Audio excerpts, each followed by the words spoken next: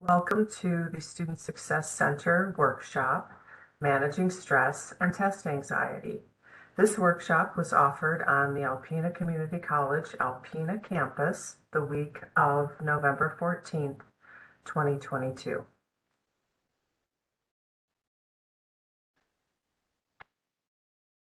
Today's agenda includes some quick welcomes and introductions. Then we will spend most of our time today focused on our topic of managing stress and test anxiety. Then we've got a few wrap-up questions. I will let you know the remaining workshop for the fall 2022 semester, and then we'll ask you to complete a survey. My name is Christy Gibson, and I work in the Student Success Center. I offer workshops live for ACC students twice a week throughout the semester. This recording is being done for students who are unable to attend live. So let's just jump right in. What is anxiety? Anxiety is a physiological and psychological response to a perceived danger or threat. Something is stressful if an individual perceives it to be so. So stress is not the result of an event, but it's your body's reaction to external events, like taking an exam, or internal events like fear or worried or unresolved anger. Everything that you experience stimulates your body to react and respond. So this is a part of a vital life. Without stress, many people are actually bored and unproductive. The key is to know what to do when stress or anxiety can feel overwhelming. Our life is a series of changes, and change does require adaptive responses. It requires adjustment, and this can cause stress. So as a student, taking tests and public speaking may be fun and exciting for one person, but it can cause an anxiety attack in somebody else. So the solution really is not to avoid stress, because that's completely impossible anyway, but it's to face it directly and learn to manage and channel it.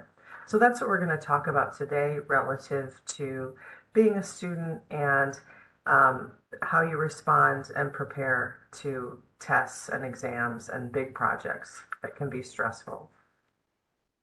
So what are some things that cause test anxiety? For one, lack of preparation. So having poor study habits, not being able to organize your materials and stay on top of them, poor time management, waiting until the last minute and cramming the night before.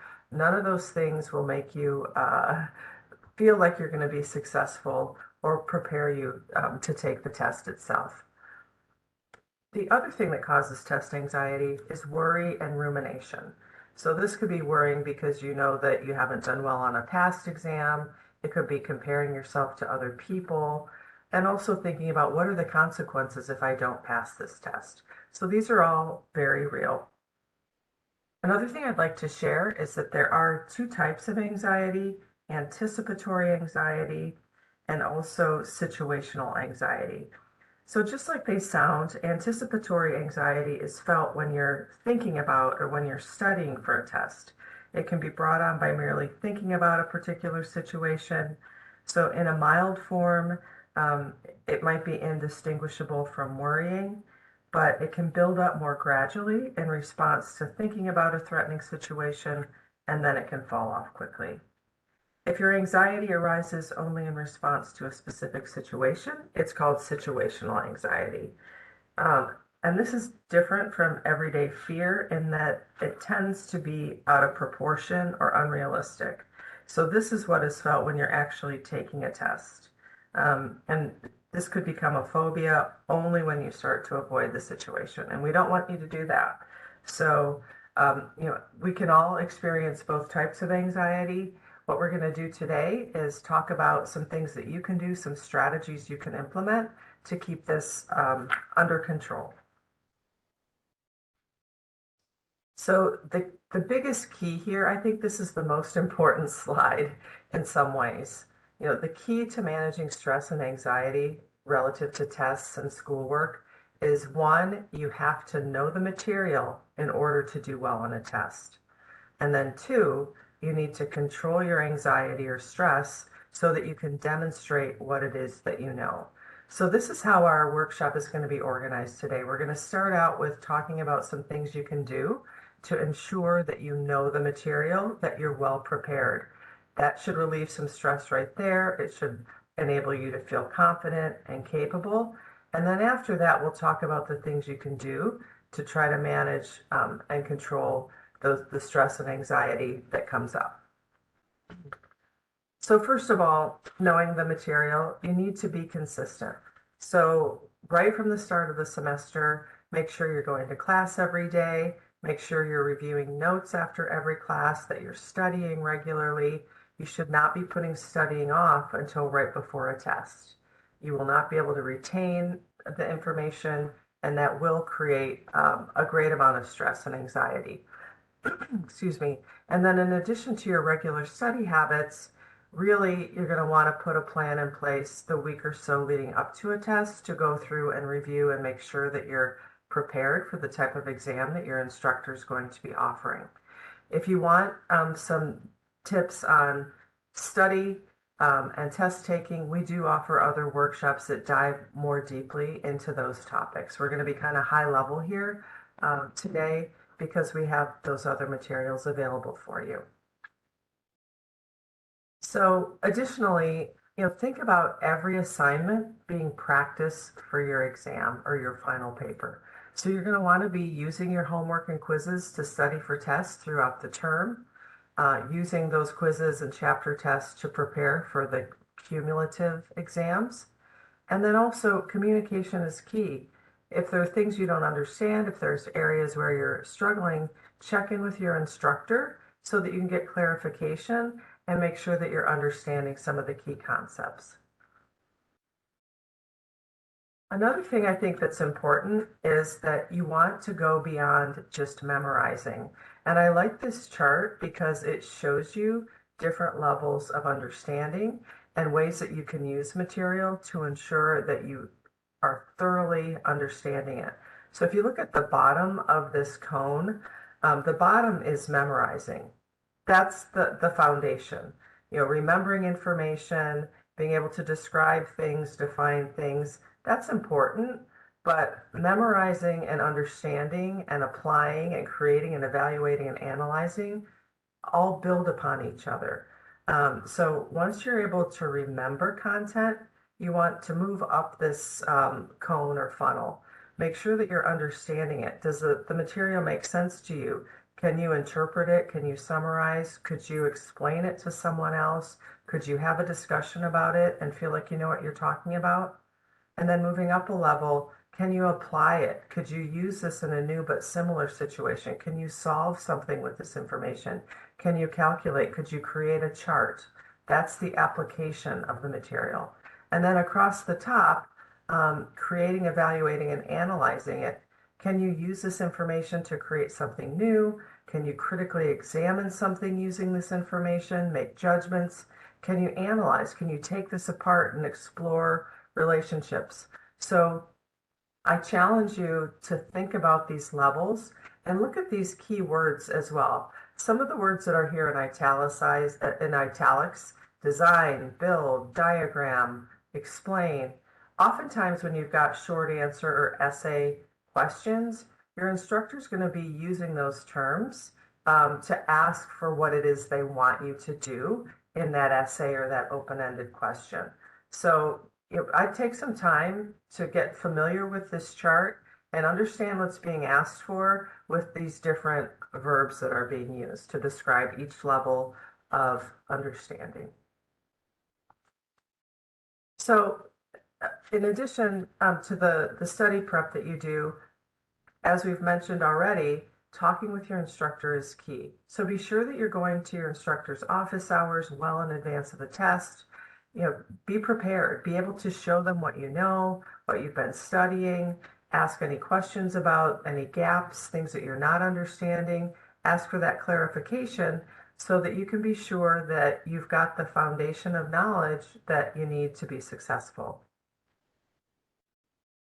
And then, the week before the test, really be strategic in terms of how you're studying. I love this graphic that shows passive to active activities relative to how you're interacting with the material. So you don't want to just be simply reading your notes. The more interactive you can make your learning, the more you're going to be able to retain the information. And you can see here, interactive learning can explode your long-term retention rates by 10 times.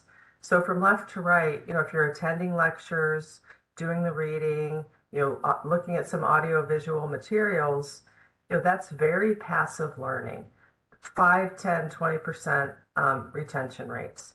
But when you move into more active ways of interacting with the content, if you're able to demonstrate it to somebody else, if you're in a study group and you're discussing it and explaining it, you're now 50% more likely to be retaining it. If you're practicing it and doing, if you're applying it, if you can teach it to somebody else, it's pretty likely that you know the content really well. Now moving from the week before the test to the day before the test, these are things I'm sure that you know, but we all need to be reminded of this.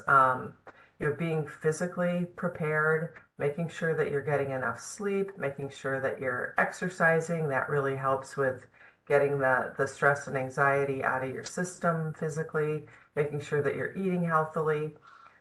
Emotional preparation. We've already talked about this. Make sure you know the material. If you don't know the material, it doesn't matter if you're stressed or not, right? So be sure that you're using effective study skills.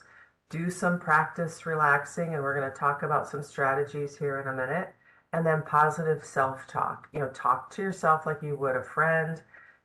Be very positive, affirming, knowing that you're capable of this and that you can do it, you've worked hard, and you're ready and prepared.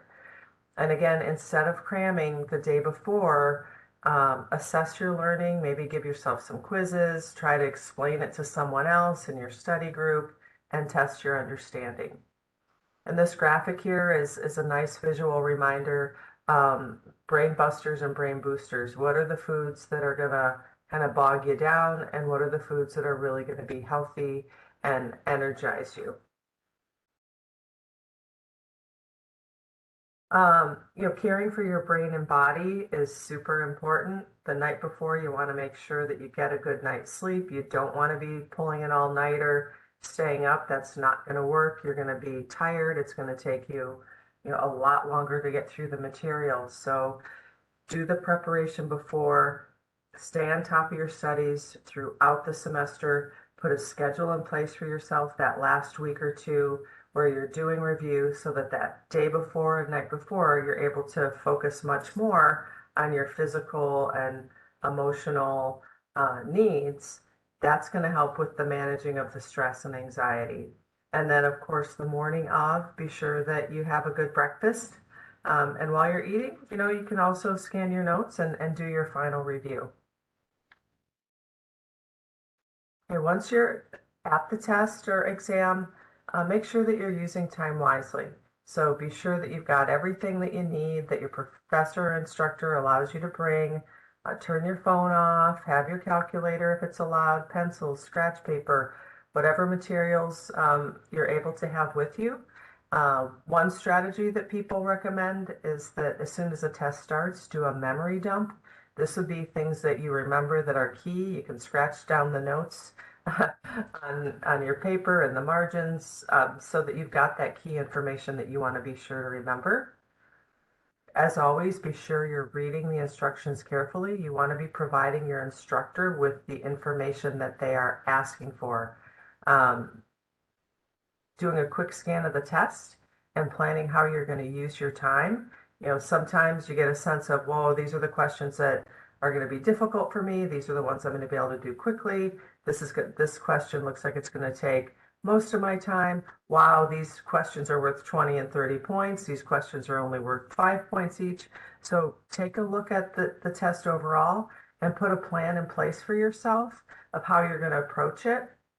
If you're leaving questions blank, make sure you're flagging them in some way so that you go back and answer them and have the whole test complete before you turn it in. And again, as you're managing your time, if you can give yourself some buffer time at the end so that you can go back and review your answers, make sure you answered everything, That's just providing that final review before you submit the final test. During the test, can't reiterate it more than once, but I will. Read the instructions carefully. Make sure you're providing the instructor with the information that they're asking for. Talked about this a little bit. Maybe I got ahead of myself on the other slide, but calmly scan the entire test. Use your time wisely. Jot down some of your idea starters. Some people like to answer the easy questions first. Some people like to answer the hard questions first. You know yourself better than anyone else and what's going to work for you. If you do panic or go blank, it's okay to just stop and pause and use a relaxation technique that's going to help you to reground yourself. For some people, that could be taking, a big deep breath in to the count of 4, hold your breath for the count of 4, release your breath for the count of 4. That can just help, calm your nerves, get you into more of a relaxed state so that you can then open your eyes and return to the test. And as I already mentioned on the other slide, be sure that you're answering every question. So now I'm going to transition into talking about briefly about some of the different types of things that might be on tests. And again, if you want a deeper dive into test strategies specifically, there will be another workshop offered on that next semester, spring 2023. If you want some help with that now, you can always find me in the Student Success Center, and I'd be happy to work with you on some of those strategies. So again, for essays, you're going to want to budget your exam time. We've talked about that a couple of times already. Actively read the entire question. Wow, this theme's coming up again. And one thing I would recommend is come up with the outline of what you want to say in that essay before you start writing. And then be concise, organize your answers, and know the key task words. I think this chart is really excellent. I would encourage you to pause here and take some time to read through it. I'm not going to read it all for you now during this recording, but I think it's really helpful to get a sense of what do these verbs that are used in instructions mean. Identify, explain, compare, argue, assess. Each of these columns has an explanation. It tells you what to think about, and then it gives you some keywords. So let's just look at the first one, identify. So if a short answer or essay question says identify, what your instructor is looking for is for a short, direct answer, usually does not require a fully developed essay. And what you're going to want to do is ask yourself, what is the idea or concept here? What does it mean? What are some of the main characteristics? And you're going to want to explain that. And some of the things you might be doing are listing, summarizing, enumerating, describing, defining, stating.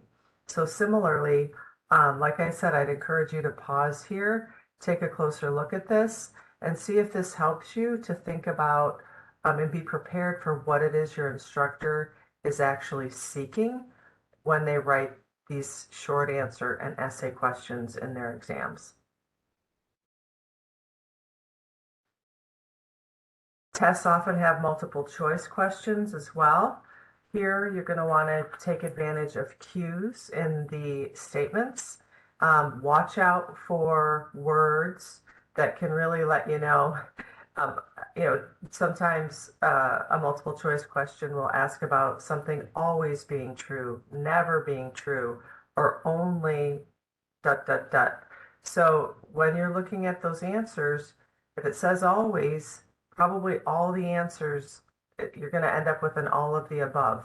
A never, maybe none of the above. So make sure that you're paying attention to those keywords. The other thing I would recommend with multiple choice, before you look at the answers, think about what you think the answer is first. Reading the answers can sometimes make people confused. It can be a distraction. So before you look at those, A, B, C, D, E options, think about what you think the answer is, and then look for it in those options. And then you can also use the process of elimination. If you know that some of the answers are absolutely not true or not false, mark those off.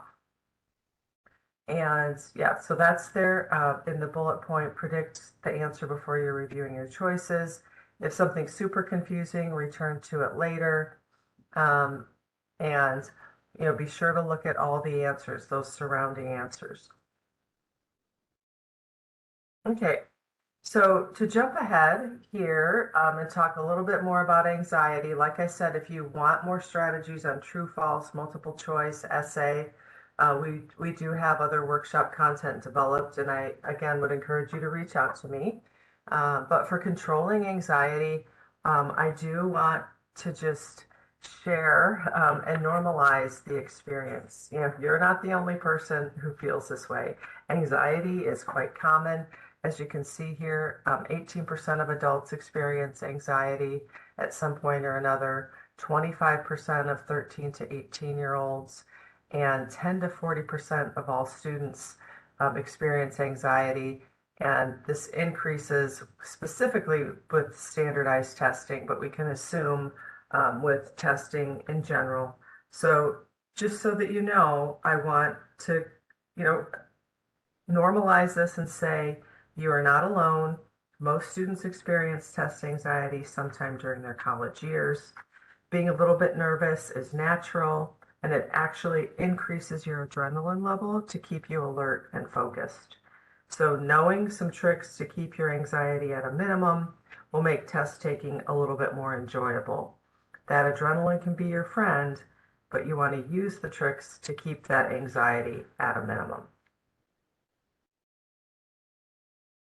So we're shifting now from that piece of knowing the material as one strategy for managing stress and anxiety, and now to the second piece, which is being able to control your anxiety so that you're able to effectively demonstrate that you know the content.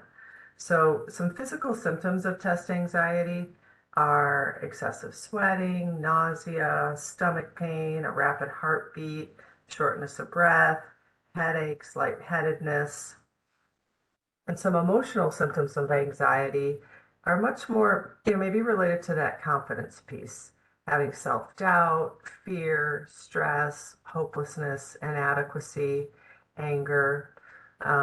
So, looking at this, I think some of these emotional symptoms can be managed by knowing the material in the first place, doing your best from the start of the semester to be working on the material, reviewing, studying, working with others, checking with your instructor, all of those things we've already mentioned that help you to feel confident. You don't need to doubt yourself, don't need to feel hopeless or inadequate if you've taken charge and done your best throughout the semester to be learning the material on your own and with the support of peers, study groups, and your instructor. These physical symptoms, I think, are things that good nutrition and sleep and exercise we've talked about, and then also some strategies. Physical activity helps to calm down these physical symptoms. So we're going to take a look at some things that you can do to help you feel more kind of grounded. But before we do, I do want to just say that there are times in everybody's life when our emotional and psychological needs can move beyond a baseline and beyond things that we can control ourselves. So it's really important that you know when it's time to seek help. So there are people you can reach out to if you are feeling like your level of stress is impacting your ability to function at your baseline. Then it's time to call your doctor. It's time to call mental health. It's time to talk to someone that you can trust so that they can support you in getting the help that you need. Okay, so let's talk about some things you can do.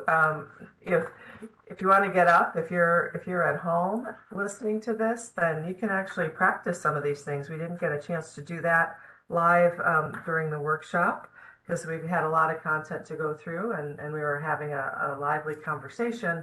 But what I would recommend, if you want to pause as you're looking at these and try some of these exercises out, then you can determine for yourself what might be most helpful in managing your physical symptoms of stress and anxiety. So, as always, changing up the scenery, changing up your routine can really be helpful. You got to give yourself a break. So, um, key to controlling anxiety is changing it up. Change your context. If you're inside studying, take a break, get outside, go for a walk, go for a run. We just had our first snowfall here in Alpena. Go out and shovel some snow. Maybe make a quick phone call to a friend. Read a book that's interesting and fun and light, not an academic book. Maybe kind of take your mind off of things. Listen to some music, petting your dog or cat, having a glass of water, having a healthy snack. All of those things can help and can serve as a break and just kind of help you shift gears a little bit. Beyond that, wanted to share some exercises that you can also do. These are dynamic exercises. You can see in these images that these women look like they're really, moving their bodies, doing things like jumping jacks, squat punches, alternating lunges, um, or high knee exercises. Really kind of get your core and your muscles and your blood and your heart and your lungs working. That can help to diffuse those physical symptoms of stress. Similarly, using different relaxation techniques, I think can be really helpful if you've got a racing heart, if you're breathing shallowly, if you're feeling jittery, some of those other symptoms that we read about. Doing exercises such as meditation fingers, deep breathing, floating noting, meditation, neck stretches, progressive muscle relaxation can be really helpful. And what we're going to do on the next few slides is go through these specific 6 techniques. So some of these might be things you do at home when you're feeling stressed when you're preparing. But I would also encourage you to find ways to modify some of these so that when you're actually taking the test and you're feeling that stress and it's getting in the way of you getting the answers down, give yourself a couple minutes to just refocus and recenter. So something like the meditation fingers, you can do sitting at a table while you're doing your exam. So this can help with racing thoughts while you're studying or test taking. You touch each of your fingers to your thumb, taking turns. First that pointer finger to thumb, middle finger to thumb, ring finger to thumb, pinky finger to thumb. It's slowing you down. It's calming you down. Pay attention just to the movement of your finger. Feel it touch your thumb, release, and go through the 4 fingers to your thumb. And you may find that helps you to refocus and to calm down. Breathing is really key and helpful. I know this is probably what helps me the most. It can really help you with refocusing and with calming down. So we've got the balloons here as an image. Inhaling slowly, imagining that a balloon is blowing up inside your rib cage, and then exhaling slowly as if you're deflating the balloon. Some people like to do something like I mentioned earlier, where you might be breathing in for 4, holding your breath for the count of 4, exhaling for 4. I know people who do yoga and meditation do something called boxed breathing, where you imagine that you're drawing a box, a square with your breath. So, breathing up, going across, exhaling, going back across. So holding breathing in for 4, holding for 4, exhaling for 4, holding that emptied lungs for 4, and then repeating.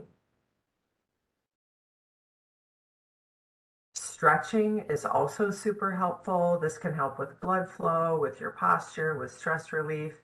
can calm your mind. It can decrease tension headaches if you find yourself getting those. So we've got an image of each of these four exercises. The forward fold, you can see the woman is standing and bending over and just kind of hanging out in front of her knees just to kind of stretch, release this tension in your lower back and the backs of your thighs and calves. The legs up the wall is another good one. You just, lay down if you have a bad back, find something to support your lower back, put your feet up the wall, stretch out your arms and just, breathe, relax. Child's pose comes from yoga. That's the woman on the mat, kind of squatted down on her legs and leaning forward with her head over her hands. And again, remembering to breathe through all of these. And then the final, the seated figure four, you can see the woman is seated at the end of her chair and has her leg crossed over, almost making a number four. That can really help get that tension out of your hips and thighs. Sitting up straight again and breathing through it is all very helpful. It gets the tension out of your muscles. It can help you feel more expansive. And again, focus on your breathing. Don't hold your breath while you're doing these. Neck stretches. This is obviously something you can do while you're sitting right there taking the test. You can sit up straight, bring your chin down to your chest, put your head back upright, shift your left ear over to your left shoulder, come back up to center, shift your right ear over your right shoulder, come back up to center. Another one you can do is with your head up, that just shift your head from left to right. Try to get your chin completely to the left over your left shoulder. Come back to center. Then rotate your head. Try to get your chin completely over your right shoulder. This can help relieve tension in the back of your shoulders and the back of your neck and get you recentered. Meditation is something that is a practice that many people do on a daily basis. It doesn't have to be for hours at a time. I think that's something that sometimes turns people away from meditation, but it can be for 2 minutes. It can be for 5 minutes. You can find ways to, you don't have to just be sitting with your eyes closed and your legs crossed to meditate. I know people who meditate while they're walking. So find a way that meditation might work for you and experiment. This can help with lowering your blood pressure and your heart rate. It improves circulation, and it does, like many of these, lowers overall stress and anxiety. So sitting or lying down comfortably, closing your eyes, breathing naturally, and have your focus be on your inhaling and on your exhaling. And if your mind wanders, that's okay. That's completely normal. Just bring yourself back to focusing on your breath. Focus on breathing in, breathing out. If your mind wanders, bring yourself back to your breath. And when you're first starting out, this might be really challenging for you. Try it for a minute. Try it for 2 minutes. There are a lot of apps available now that do guided meditations. If that's something, if it's helpful for you to have someone, kind of walk you through, to hear a voice telling you what to do, that can really be a good way to start out if you're a beginner to meditation. This one, floating noting, is really helping you to recognize your surroundings, accept the anxiety, and let it go. And it's paying attention to different sensory points. So as you can see in this image, the person's sitting out at the end of a dock and they're just looking out at the water and the mountains. So it's just sitting still, finding something that you can focus on, and just, slowly and calmly and quietly asking yourself, what is it that I'm seeing right now? And pay attention to that. What is it that I'm hearing right now? And pay attention to that. What is it that I'm feeling right now? Pay attention to that. What is it that I'm thinking right now? So it's noting observing and accepting these key sensory points. Similar to meditation, but rather than focusing on your breath, you're focusing on some of these sensory points. And this will be our last one for today's presentation. This one is great if you can lay down on a mat like in our image, but I have also been in exercise classes and stress reduction workshops where you can do this from sitting in a chair. So it's really helping you to learn to physically relax in order to relax your mind. So what you're going to want to do is maintain your regular breathing pattern in and out, but do not hold your breath. And typically you want to start with your lower extremities and work your way up the body, one muscle group at a time. So starting with your left foot, tense your left foot and hold it, maybe count to 5, whatever, whatever you want to count to. If you want to count to 10, I wouldn't go much more than that when you're starting out, but tense that muscle group, count to 5 or 10, and then slowly release that muscle group again to 5 or 10. After you've done your left foot, do the same with your right foot. Tense up your left foot for that 5 or 10 seconds, then release it for that 5 or 10 seconds. Then move up to your legs. You could, if you're seated, you might want to just do your calf or your thighs. Buttocks, stomach, hands, arms, chest, neck, mouth, shoulders, forehead, slowly going up your entire body, tensing those muscles and then releasing them. It's that releasing that will help to move the stress and tension out of your body. So we've gone through a number of exercises. I'd encourage you to try all of these. You can get online and Google other things. I know there's a researcher named Amy Cuddy who has a TED Talk, and she talks about the Superman pose. So, standing up, looking at yourself in the mirror, kind of spreading your legs out a little bit like Superman or Superwoman would do, putting your hands on your hips, opening up your chest, and saying an affirmation to yourself, like, I'm strong, I'm capable, I'm whole, I'm prepared for this test, I'm going to do well. Standing there, opening that chest and really picturing yourself with the cape on, right? You're prepared, you're going to fly in, and you're going to do what you need to do well on that exam.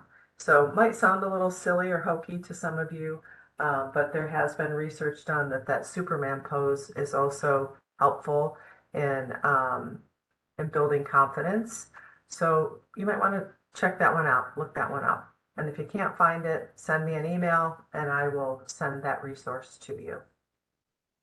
So here we are at the end of our workshop. A lot of content today talking about specifically study strategies. And like I said, if you need more help with that, please don't hesitate to reach out. But really wanted to give you a high-level overview of what's necessary both for the preparation and for dealing with that stress and anxiety that can come up. So I know this has been a lot of information to soak in. Some of these suggestions might be feasible for you and some of them may not. But like I've said, you need to experiment with some of these and determine which of these coping or stress management strategies are going to work for you and in what contexts. The key is really to pick and practice just 1 or 2 ideas at a time. And if you find yourself experiencing less anxiety and less stress, then continue with what works for you. If you're not, then try something else. Pick and practice a number of different things and figure out what's going to assist you the most in reducing that stress. But ultimately, we each have to find our own way to manage this. And in doing so, you will be able to increase your productivity and effectiveness, both in that study preparation and in demonstrating your knowledge during your exams. So, as I've said already, physical exercise is one of the most powerful and effective methods for reducing anxiety, depression, and overcoming procrastination and a propensity for having panic or anxiety attacks. So as you look at these wrap-up questions, I'd like you to think about what are your key takeaways from this workshop? And by that, I mean any new information or what we call an aha moment that makes you realize, hey, I could make some changes. There are some ideas here that I want to experiment with. And if so, think about what is one new action that you could take in the coming week as a result of this workshop that would help you to be better prepared, less stressed when you're getting ready for your exams and when you're taking exams. You don't want to add too many different things. That's overwhelming in itself. So I would just say think of one thing that jumped out at you that you want to experiment with. Do that for the next week. If it works, great. If not, then come back and think about another thing you could experiment with. If that works, then keep doing it. Maybe you want to then, once you've got that new technique or routine going, then come back and think, hey, what else could I add? What would a second thing be? Maybe 2 or 3 weeks from now. So slowly but surely, you can start to integrate new habits that'll help support you in doing your best when you're taking exams. So finally, I want to just remind you, we have one more workshop. It will not be next week. We've got Thanksgiving coming up, but that week right after Thanksgiving, but before our exams begin in December, we're doing a workshop on preparing for finals. That'll be Monday, November 28th, and Wednesday, I'm sorry, these dates are wrong on the slides. These will be Tuesday, November 29th at 2 p.m. and Thursday, December 1st at 2 p.m. So this information is not correct, but if you are looking at this from the Student Success Center website, the correct dates and information should be posted there, and I will be sending out a reminder email the week before that'll have the proper links and dates and times. My apologies, we changed the slides. We changed the dates for these and I forgot to update the slide here. And finally, would love your feedback. If you could scan that QR code or go to my tiny URL there. We've got some questions for you to answer about the workshop that will help us to continuously improve these and to provide resources and information and support in topics that you think are important. So thanks for your attention. I hope that you found some helpful nuggets here and that you'll have some things that you can experiment with in the next week or so that help you to better prepare and manage your stress and anxiety and to be successful on exams. Thank you.